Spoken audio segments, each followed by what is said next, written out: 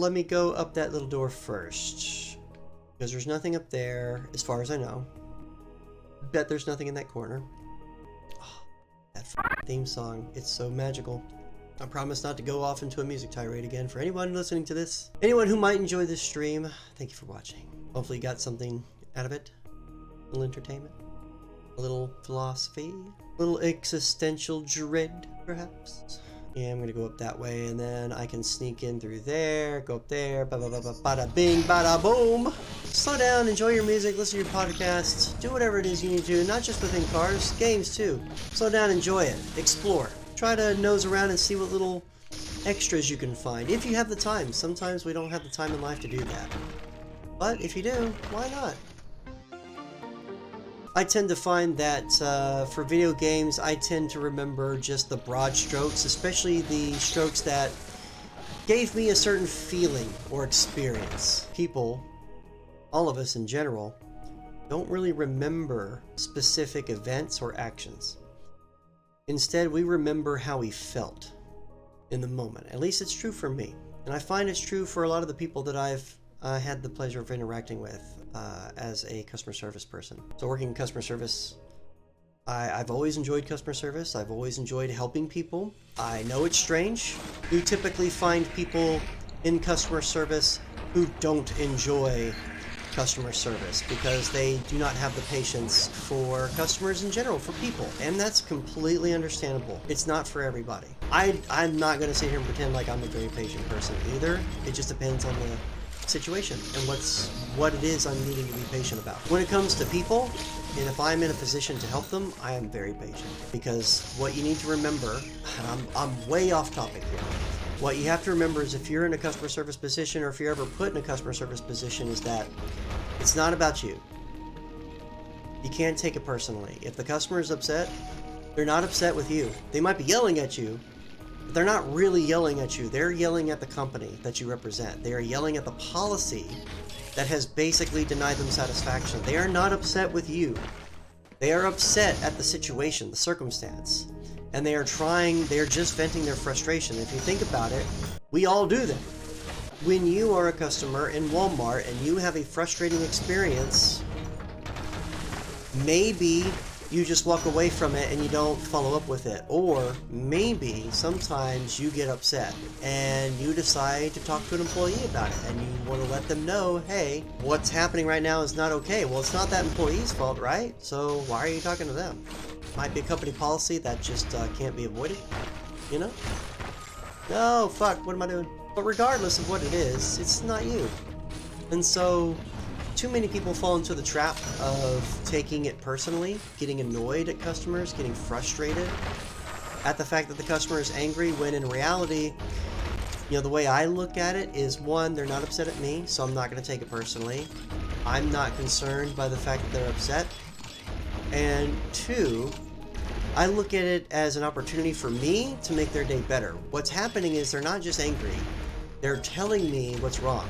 They're telling me that there is something wrong and I have an opportunity possibly to fix it. And that's what I want to do, right? I want to fix it because that customer could be me. I have certainly dealt with some bullshit customer service in my time. I wished that I could have had somebody in my corner to listen to my concerns and take care of what it was that was, you know, frustrating me.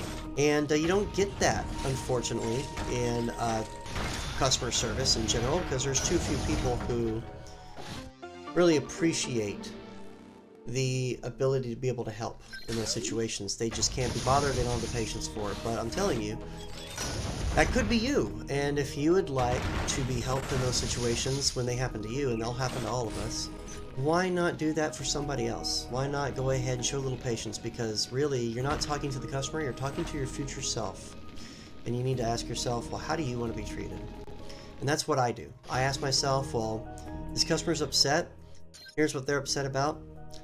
Now, if this were me, what would have driven me to this point to where I would have gotten upset? And what would I have liked an employee or a manager to do about it? And that's what I use to guide me in terms of figuring out what I would do about it.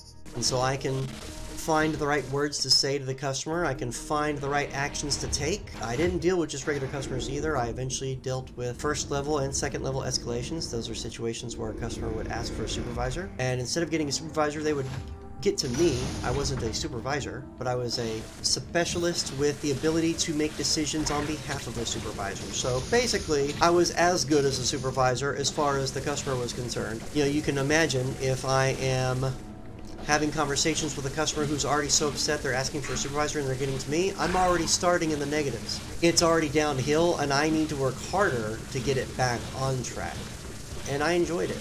Customers were upset about all manner of things, and they were going through tough times, and sometimes they were very upset and let me know how they felt, and very aggressively about it too, but I was there to listen, and I was there to acknowledge, and I was there to understand, and I was there to help. And I dealt with second level, which was basically one more escalation beyond that. They asked for a supervisor, they weren't happy with the response they were given, and so they asked for a manager, and then they got me again. I enjoyed every bit of it.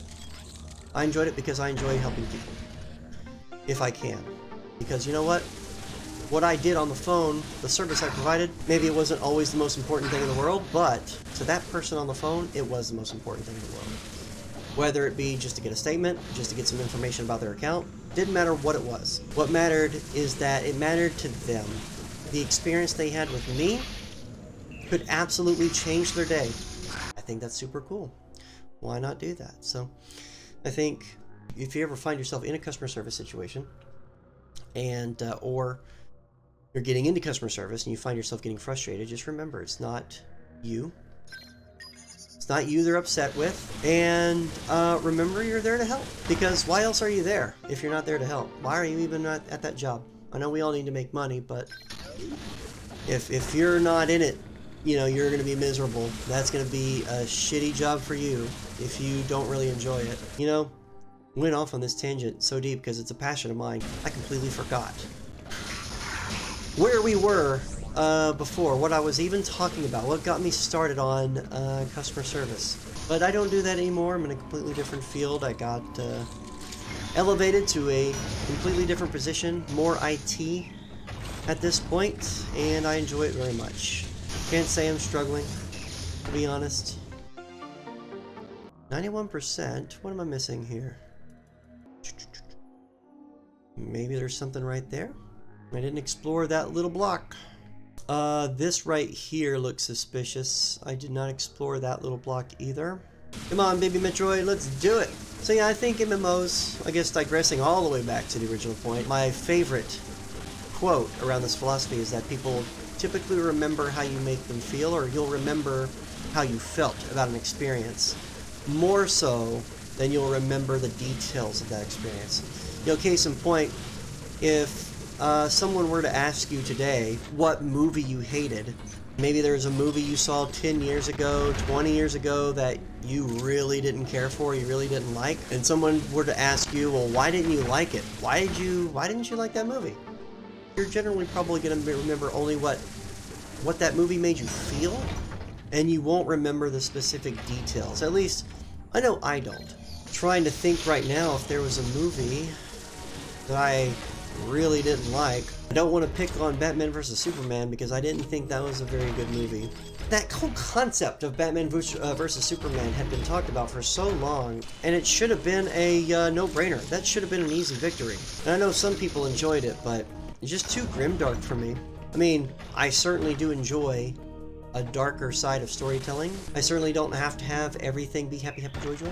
So that's certainly not the case, but at the same time, it's just for a superhero film, Superman and Batman especially, give me something a little bit more hopeful. But even then, I can't say it was that grim, right? It still had its fun moments, and one of the things I really did enjoy about the movie was the opening. I loved the fact that they revisited the end of Man of Steel, where the city was getting fucked up, and they kind of showed the other perspective of that, where Bruce Wayne is being caught, and his employees are being caught in the middle of it, and citizens are being caught in the middle of that, you know, chaos. That was pretty brilliant, in my opinion. But what wasn't so brilliant was the Martha.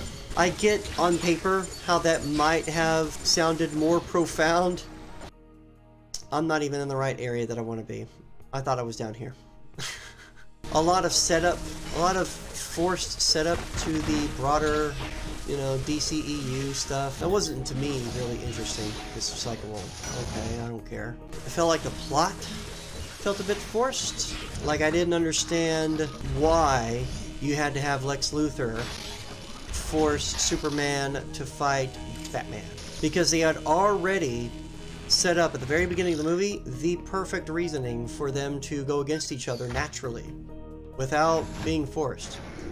You've got Bruce Wayne, who just basically saw a god fucking wreak havoc across the city, and lots of lives get lost, and total collateral damage across the board. Of course, Bruce, not okay with that. The movie established very clearly that he's not cool with a god without accountability. Of course, a bit hypocritical for Bruce to talk about somebody without accountability when he himself is a masked vigilante without accountability. But even so, there's already justification for Bruce to be against Superman.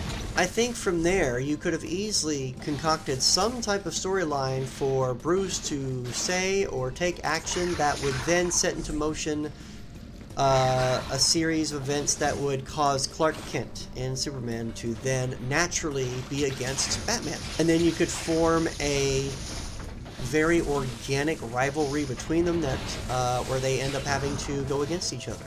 Until they realize that maybe they are both just pawns in a greater game. Hell, I'm of the mind that maybe Lex Luthor shouldn't have been the villain of that movie. He probably should have been a Brainiac or something. If a Brainiac's behind it, maybe Brainiac could have been poorly advising Superman, you know, about Bruce Wayne's intentions and what to do, and, you know, there you go. You have some type of motive. I'm just spitballing here. Not a big comic book person. I only read a few comic books growing up. Spider-Man was one of them. Never did get into the Batman comics. I was just a Batman cartoon fan, a Batman movie fan. So I think most of us were, probably. I shouldn't say most of us. I can't really say one way or another. I do know quite a few people in the 90s became Batman fans thanks to the Tim Burton films and to the 1990 animated series. Where am I going? Where to come from? Where to go? Got an agile.